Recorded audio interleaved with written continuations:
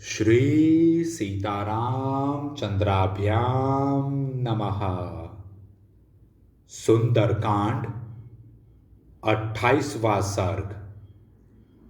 विलाप करती हुई सीता का प्राण त्याग के लिए उद्यत होना। पति के विरह के दुख से व्याकुल हुई सीता राक्षस राज रावण के उन अप्रिय वचनों को याद करके उसी तरह भयभीत हो गई जैसे वन में सिंह के पंजे में पड़ी हुई कोई गजराज की बच्ची। राक्षसियों के बीच में बैठकर उनके कठोर वचनों से बारंबार धमकाई और रावण द्वारा फटकारी गई भीरू स्वभाव वाली सीता निर्जन एवं बीहड़ वन में अकेली छूटी हुई अल्पवयस्का बालिका के समान विलाप करने लगी। वे बोली, संतजन लोक में यह बात ठीक ही कहते हैं कि बिना समय आए किसी की मृत्यु नहीं होती। तभी तो इस प्रकार धमकाई जाने पर भी मैं पुण्यहीना नारी क्षण भर भी जीवित रह पाती हूँ। मेरा यह हृदय सुख से रहित और अनेक प्रकार के दुखों से भरा होने पर भी निश्चय ही अत्यंत दृढ़ है। इसलिए वज्र के मारे हुए पर्वत शिखर की भांति आज इसके सहस्त्रों टुकड़े नहीं हो जाते। मैं इस दुष्ट रावण के हाथ से मारी जाने वाली हूँ, इसलिए यहाँ आत्मघात करने से भी मुझे कोई दोष नहीं लग सकता। कुछ भी हो, जैसे द्विज किसी शूद्र को वेद मंत्र का उपदेश नहीं देता, उसी प्रकार मैं भी इस निशाचर को अपने हृदय का अनुराग नहीं दे सकती। हाय, लोकनाथ भगवान श्री राम के आने से पहले ही यह दुष्ट राक्षस राज निश्चय ही अपने तीखे शस्त्रों से मेरे अंगों के शीघ्र ही टुकड़े टुकड़े कर डालेगा। ठीक वैसे ही जैसे शल्य चिकित्सक किसी विशेष अवस्था में गर्भस्थ शिशु के टूक टूक कर देता है, अथवा जैसे इंद्र ने दीति के गर्भ में स्थित शिशु के 49 टुकड़े कर डाले थे। मैं बड़ी दुखिया हूँ।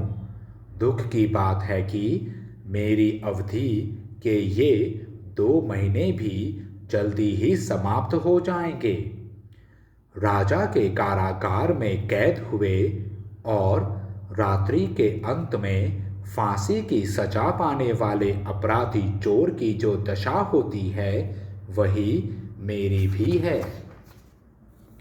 हाँ राम, हाँ लक्ष्मण, हाँ सुमित्रे, हाँ श्री राम जननी कौशल्ये और हाँ मेरी माताओं, जिस प्रकार बवंडर में पड़ी हुई नौका महासागर में डूब जाती है, उसी प्रकार आज मैं मंदभागिनी सीता प्राण संकट की दशा में पड़ी हुई हूँ। निश्चय ही उस मृग रूपधारी जीव ने मेरे कारण उन दोनों वेगशाली राजकुमारों को मार डाला होगा, जैसे 2 श्रेष्ठ सिंह बिजली से मार दिए जाएं, वही दशा उन दोनों भाइयों की हुई होगी। अवश्य ही उस समय काल ने ही मृग का रूप धारण करके मुझ मंदभागिनी को लुभाया था, जिससे प्रभावित हो मुझ मूढ़ नारी ने उन दोनों आर्यपुत्रों श्री राम और लक्ष्मण को उसके पीछे भेज दिया था। हाँ सत्य व्रतधारी महाबाहु श्री राम, हाँ पूर्ण चंद्रमा के समान मनोहर मुख वाले रघुनंदन, हाँ जीव जगत के हितैषी और प्रियतम, आपको पता नहीं है कि मैं राक्षसों के हाथ से मारी जाने वाली हूँ। मेरी यह अनन्योपासना, क्षमा, भूमि शयन, धर्म संबंधी नियमों का पालन और पतिव्रत परायणता ये सब के सब कृतघ्नों के प्रति किए गए मनुष्यों के उपकार की भांति निष्फल हो गए।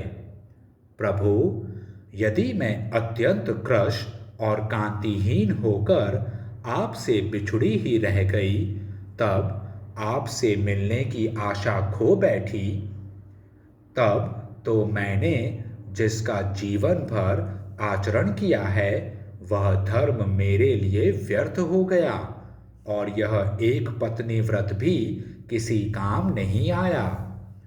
मैं तो समझती हूँ आप नियमानुसार पिता की आज्ञा का पालन करके अपने व्रत को पूर्ण करने के पश्चात जब वन से लौटेंगे, तब निर्भय एवं सफल मनोरथ हो विशाल नेत्रों वाली बहुत सी सुंदरियों के साथ विवाह करके उनके साथ रमण करेंगे।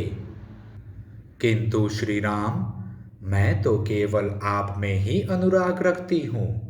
मेरा हृदय चिरकाल तक आपसे ही बंधा रहेगा।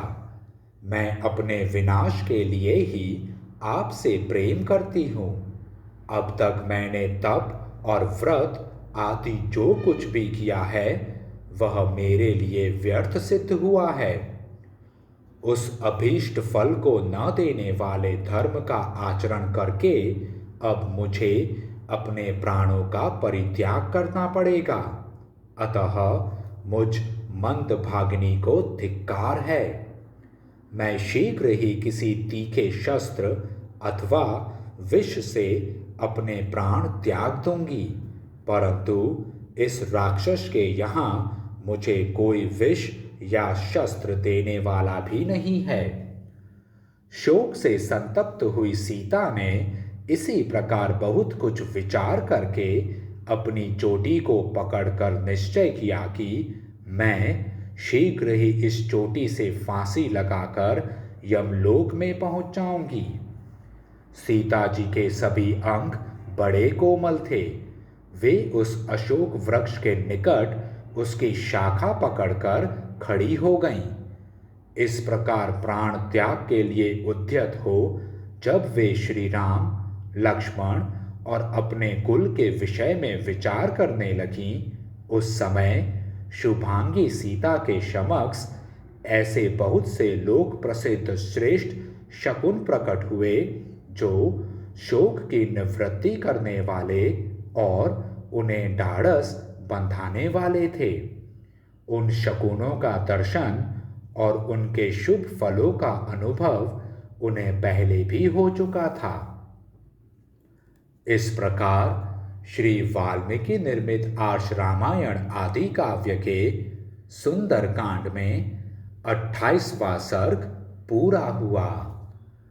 जय श्री राम।